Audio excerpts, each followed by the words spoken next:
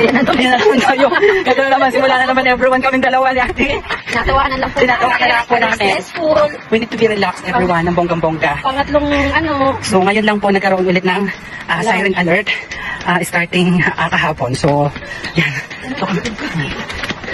So yun.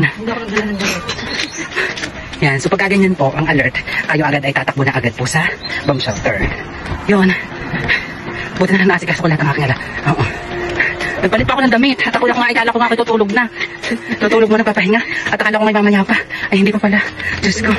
Pinatahimik lamang po kagabi. Pinatulog, pinakain, yun. Diba, Timalo? Yan, ako, yan. Diyos ko. Bilis.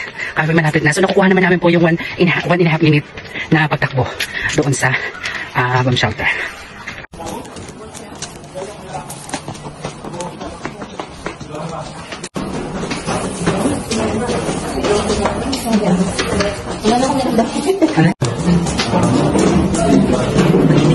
Doon na tayo sa ating gusto. Yan. Yan, sirip ka. Yan, sirip ka. So, yan.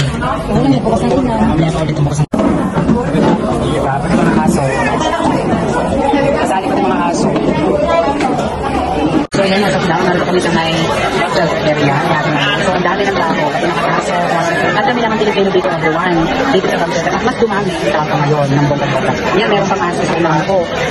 Ayun. May aso pa. Diba? May aso.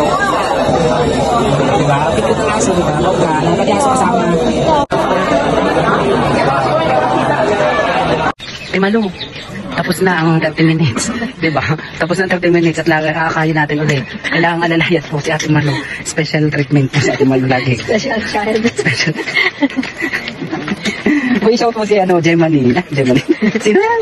Shout out, Doris. Hindi si Gem. Yun, si Gem. Dahil kinakamusta ka si Gemini. Hindi pa ka na matawagan supervision lola mo. Oo, tapos aakayin ko pa Gemini ng bonggang-bongga ito si Ate Malo.